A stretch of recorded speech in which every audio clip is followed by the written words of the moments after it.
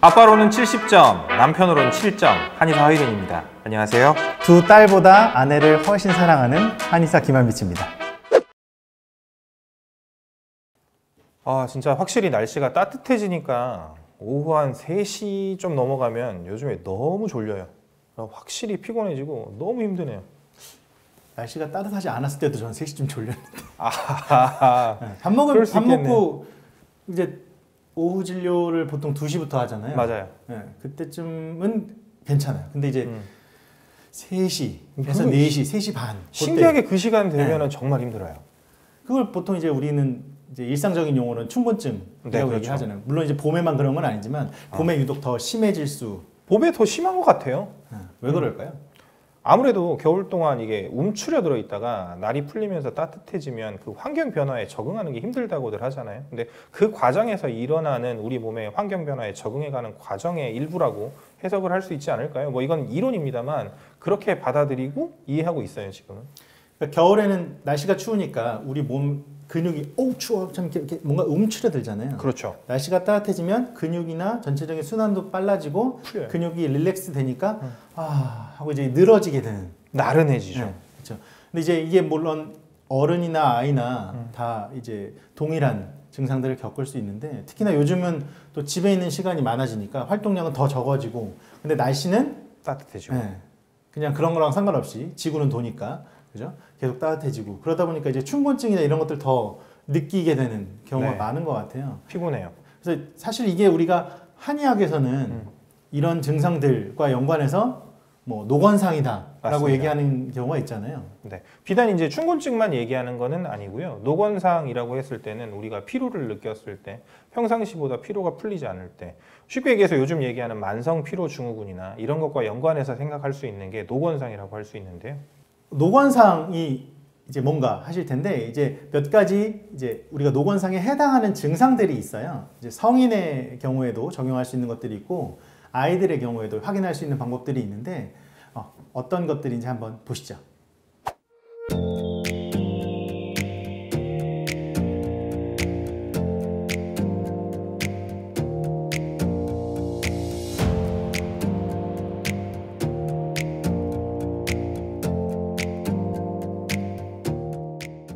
이런 것들에 대해서 좀 해당하는 내용이 있으면 노건상일 수 있겠구나 라고 생각을 하시면 될 것 같아요. 그리고 이제 그 노건상에 대해서 그 한의학적으로 이제 접근을 할 때는 동의보감의 보중기탕 춘방이라는 처방을 사용하게 되는데 이러한 처방들이 우리 몸의 비위의 순환 능력을 올려주고 체력적으로 버틸 수 있게 만들어주면서 우리가 봄철 혹은 피로를 이겨낼 수 있게 도움을 줄 수 있기 때문에 여러 가지 지금 저희가 이제 띄워드렸던 그 진단 증상들 보고 해당된다고 생각하셨을 때는 가까운 한의원에서 상담 받아보시는 것도 도움이 될 거라고 생각합니다.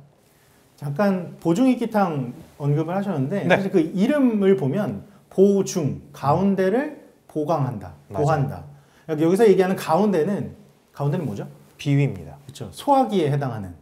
결국 우리가 음식을 먹고 그 음식에서 소화를 해서 에너지를 뽑아내고 그 에너지를 계속 온몸 구석구석으로 이제 돌리고 배달하는 그 센터.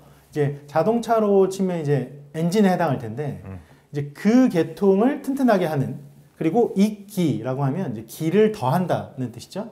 그래서 이제 우리가 말하는 소위 말 기력을 보강한다라는 뜻의 아주 오래되고 효과가 검증된 처방입니다. 그리고 사실 이런 보중익기탕을 말씀을 해주셨는데 우리가 집에서 할 수 있는 그런 노건상을 예방하거나 혹은 증상을 좀 경감시킬 수 있는 방법들이 있을 텐데 일단은 이제 엄마들이 이 영상을 보실 확률이 크니까 성인들이 좀 집에서 뭐 춘곤증이나 뭐 노건상을 좀 피할 수 있는 방법에 대해서 좀 설명을 제일 해주시죠. 좋은 게 결국은 그 혈액을 순환시키는 데서 오는 피로의 회복이거든요. 그래서 제일 좋은 게 스트레칭, 가벼운 움직임, 맨손 체조 이런 것들일 텐데요. 스트레칭에서 제일 중요한 것은 우리가 등쪽 근육이 그 수축되기가 쉽기 때문에 가능하면 최대한 늘려주는데 그 스트레칭의 중심을 잡으셔야 됩니다. 그래서 그 완전히 몸을 편 상태에서 서 있는 상태에서 최대한 팔과 다리를 끝까지 늘릴 수 있도록 스트레칭 자세를 잡는 것,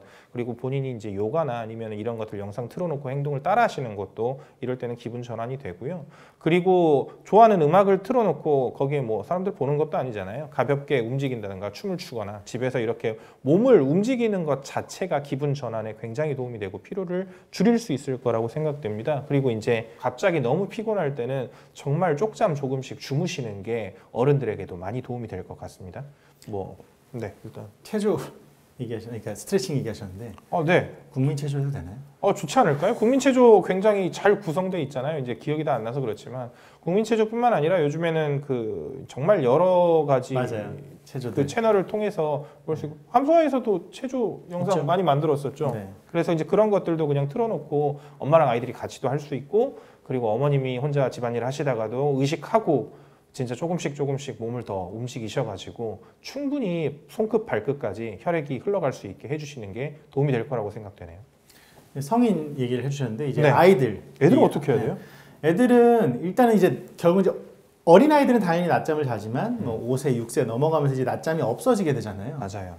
근데 또 공통적으로 아이들은 낮잠을 잘 안 자려고 하죠. 놀고 싶어. 네, 놀고 싶어 하니까 그 낮잠 자는 시간이 아까워서 낮잠 이제 어떻게든 이제 직접적으로 간접적으로 유도를 해보면 안 자겠다고 떼쓰는 아이들이 많은데 어쨌든 낮잠을 조금씩이라도 보충을 해줄 수 있으면 좋고, 낮잠이 필요 없는 연령대 아이라고 하더라도 만약에 일주일 동안 조금 피로했다, 피곤이 누적이 됐다면 주말에라도 좀 낮잠을 보충을 해주는 것들이 좀 방법이 될 거고, 제가 항상 거듭해서 말씀을 드리지만 수면의 질, 양 모두 중요하니까 너무 늦게 자지 않도록, 그리고 소화기가 덜 피로해야 우리 몸 전체가 덜 피로하거든요.